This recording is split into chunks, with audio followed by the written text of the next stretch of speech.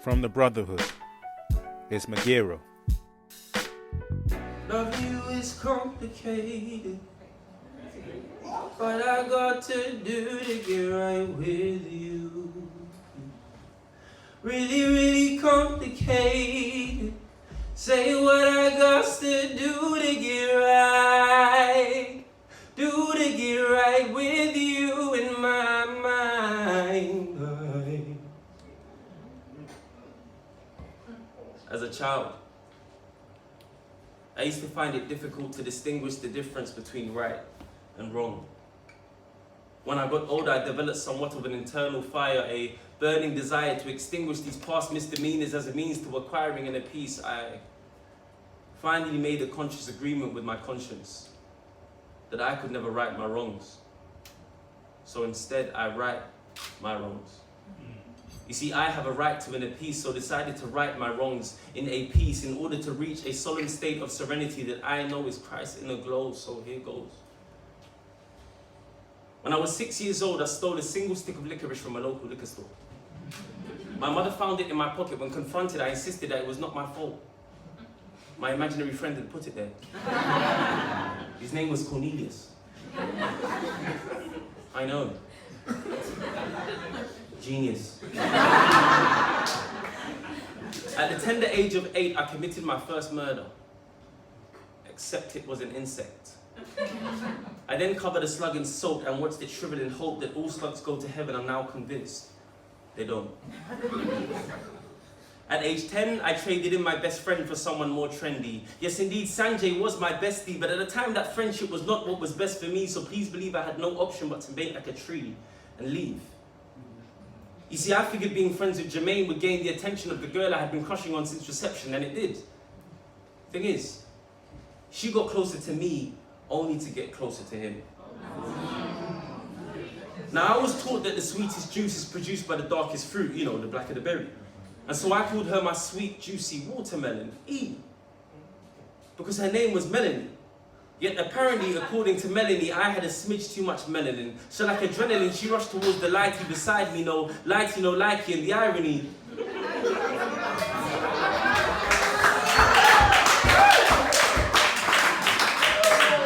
The irony, she swerved the boy with the melanin for a man who now prefers men with him, but that is none of my business.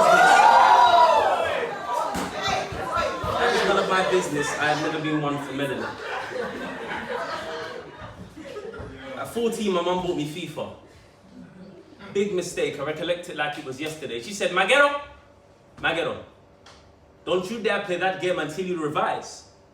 To which I replied, I've already revised, but in the case of my SATs in year 9, the science test determined that that was a lie. You see, throughout my academic life, I always achieved good grades, but barely tried. In hindsight, I probably should have focused.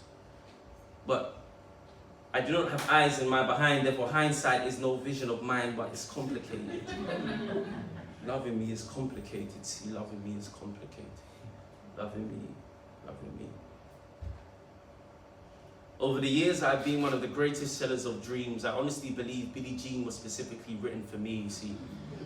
People always told me, be careful what you do. Don't go around breaking young girls' hearts. But for me, it became a task. I kept a tally, charts and graphs, their hearts in jars, used my creativity, it became an art. I eventually mastered my craft when I realized if I could make a girl laugh, I could make her love. Give her butterflies, hot sweats, all the above, no matter what the complexion. That didn't mean a thing. Yet I never took time to think of the ramifications of my actions, but rather used the excuse my intentions were always pure, despite the fact they left my victims in a state of a broken safe, insecure. I consistently ignore the poor. Should they approach from the right, I might deflect towards a stranger on the left in search of a greater rapport or to explore the streets decor. I have no qualms with feeding the poor. But I refuse to feed a fiend in need who cannot define how much a dollar costs. But then again, who am I to judge? How can I decline to give after being blessed with so much? I continuously penny pinch to keep my flow in flux. Maybe I'm like a broken iPhone screen, completely out of touch. I'm selfish, but it's complicated, see. Loving me is complicated. See, self-love is complicated. God's love is overrated. I need to be emancipated. I swear loving me is complicated. The last of my confessions is one I wish I could forget. It easily stands alone as my biggest regret. For years, I avoided my father at all costs. I avoided my father at all costs. I avoided my dad at all costs. So does that mean I put a price on his life? A bounty on his head? I did not wish to spend time till he was bound by his bed. He was bed bound, and I was bound to regret this decision of indecision, which seemingly led me to tentatively step with caution when considering visiting my father, much as if there were no more than a game of double dutch. I did not wish to spend time till he was bound by his bed. I barely paid him any mind until that mind was nearly dead. I avoided my dad at all costs. Saw us spending quality time as a waste of mine. You see, I prefer to go out and turn up than turn up at his doorstep just in time, like just in time, which was now running out. How accurate that concept. Time equals money, therefore to save my minutes, I put a cap on our connection and avoided my father at all costs until he had a stroke. Different strokes for different folks, and this one could rival Michael Phelps. It was a killer. Suddenly, time became a different currency. The value of the pound went up against dilly dollaring around. I would pound the pavement to visit him instead of pound sterlingering on road or simply shilling at home. To be frank, I now realize that my dad was the yin to my yen. Football is our thing, so I'd visit every day to watch the Euros with him, but the stroke had removed something from within. From time to time, Naira, the left nor right side of his mind, could remember who I am. I'm your son. Okay, I understand. I understand time can't be bought, but surely I could exchange a penny for his thoughts. I thought I could make up for time. I'd gambled away in this casino of life. If only I could tie dollar signs to a time machine, I'd pay my way back to the start. Now, would that make a difference or not? I planned to make up for lost time, get rich or die trying, but every second I was there, the stench of approaching death was in the air. It was a filthy scent I couldn't bear. And then I got the call he'd been rushed to hospital. The moment was here, and it was finally time for me to face my greatest fear. As the robotic rhythmic beats of his heart disappeared and my bombarding heartbeat was drowned out by the gushing sound of my siblings' tears, I zoned out. I zoned out as my father veered off to the Most High. And I was left with this sound. See, this is what it sounds like when doves cry. And a melodic sigh as he tried to pimp a butterfly. And I, yes I, was bound in chains by the constraints of my mind. You see, my mind was like a maze. I'm amazed by the way it remained able to cane me through pathways which led only towards my past mistakes. Just as Cain betrayed Abel, my brain was unable to forgive and forget. I found myself an involuntary enemy to my infinite memory, rolling with the elephants, a claustrophobic inhabitant who mentally shared residence with these elephants in the room. Consumed by the fumes of this burning desire to get rid of all the things that I'd done in the past, I searched for a solution. Not at the bottom of a bottle. I've never been a fan of that liquid solution. Swimming fools after sinning fools, and the pull of intoxication, even in moderation, could never serve to appease me of my lack of inner peace. I still searched for a solution. A senseless search which led me to no foregone conclusion until I stopped searching. And the solution found me. See, it's funny. I used to think Amazing Grace was a tale of an amazing girl named Grace. However, I was unaware of just how amazing Grace was until she saved me.